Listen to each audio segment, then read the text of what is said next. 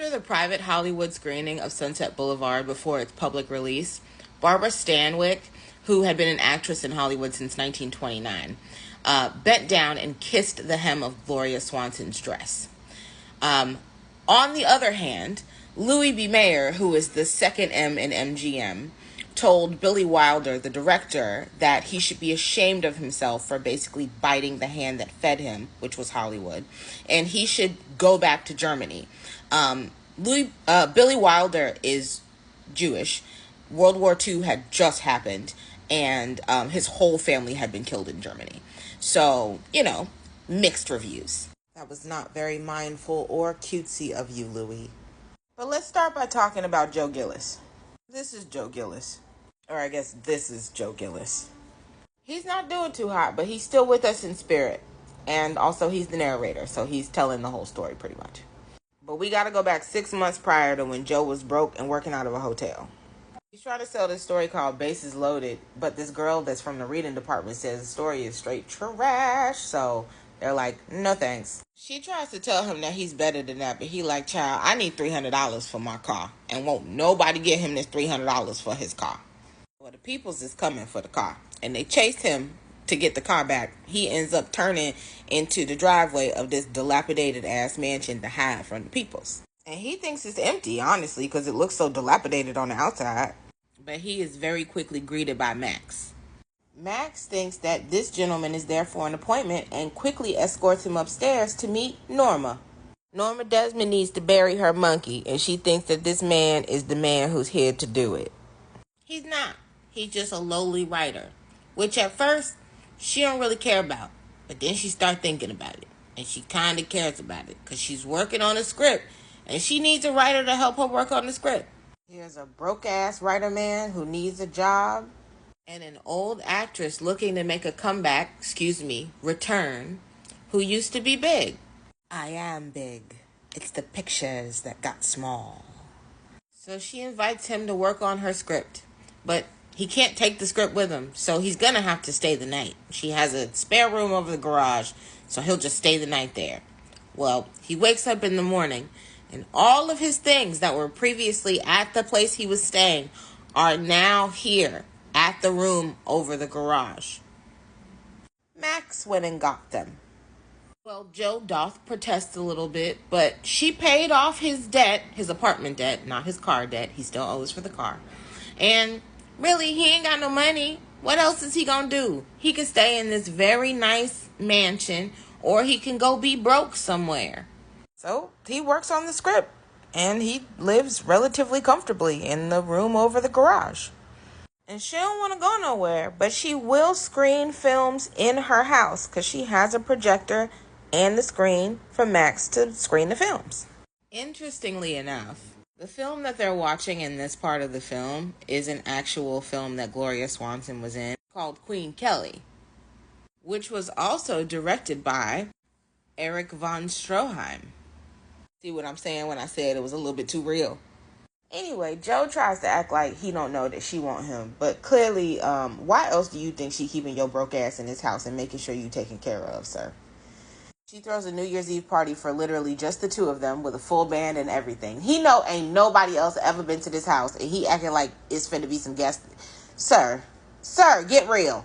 And this is the point where she's like, yeah, boo, I'm so glad it's finna be me and you forever. Yeah. He lies and tell her he got a shorty. And so she gets upset and runs upstairs. Now, Max done already told Joe that she not functioning all the way. They done had to take all the locks off of the house because she's smooth smidle. And they don't never have nothing dangerous around the house. So she done ran upstairs, and Joe is like, you know what, I just need to go. It's New Year's Eve. He finna dip out the house. So he goes, hitchhikes to a party in town that he know finna be happening. And he gets there and he runs into one of his old friends who is currently dating this girl. The girl that talked mess about his old script. But, they got a cute little banter going on even though her man is like 50 feet away. They literally almost kiss in the bathroom when her man is like 50 feet away outside the door. But Joe asks if he can sleep on her boyfriend's couch at this point. He's like, I'm finna get out that house.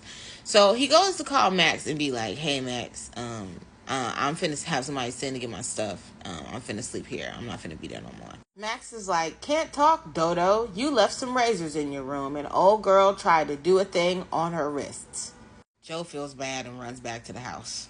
Norma is given the performance of a lifetime. She is so in love and don't know what to do with herself. Joe feels partially responsible.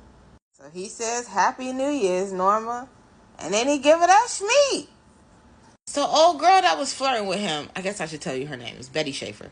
She finds out where he's at and she calling the house looking for him, and Max is like, oh, he's not here. He's there. He's definitely there. He's booed up with Norma. She be putting on fun little performances for him sometimes. She makes sure he nice, comfortable, has nice things. She takes him with her to play bridge with what he refers to as the Waxworks, which are her old silent film buddies. And they're actually played by old silent film stars. One night on their way to get bridge, they stop to get cigarettes, and he runs into Betty Schaefer, and she's talking about the script she wants to work on with him. So he decides he's going to start sneaking out to work on it, because Norma really don't want him to leave the house. She's not saying she don't want him to leave the house, but she go a little crazy whenever he leave the house. Now, when his car eventually does get repoed, she's like, that's okay. We have my Sotto Frascini. This is Sotto Frascini. Now, they finished the script already and sent it off to Cecil B. DeMille, because that's specifically who she wants to direct it.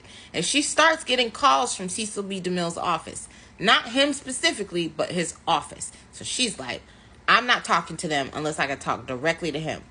Eventually, she decides to drive on up there so she can meet with Cecil B. DeMille. He don't really want to see her, but she's like the backbone of their studio in its heyday. So he decides to see her, and he actually calls her Little Fellow, which is his nickname for Gloria Swanson.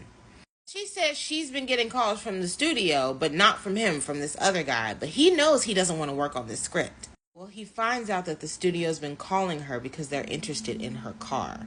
But he doesn't want to tell her that, so he just tells her they'll eventually get in touch. They do not get in touch. But she thinks they are going to get in touch, and she thinks her comeback is coming. So she starts to do all of these beauty treatments in preparation for her comeback. Meanwhile, even though Joe told her not to, old girl is actively falling in love with Joe. And Joe is falling in love with her, and she is 21. Very young. A lot younger than Norma. Norma finds out he's been sneaking out to work on this script with this girl whose name is also on this script. So she finds the girl number and start calling the girl. So Joe invites old girl to the house, and she like, Joe, you ain't got to be here. Let's just go. And he like, why would I leave this? This is baller. This is what I do.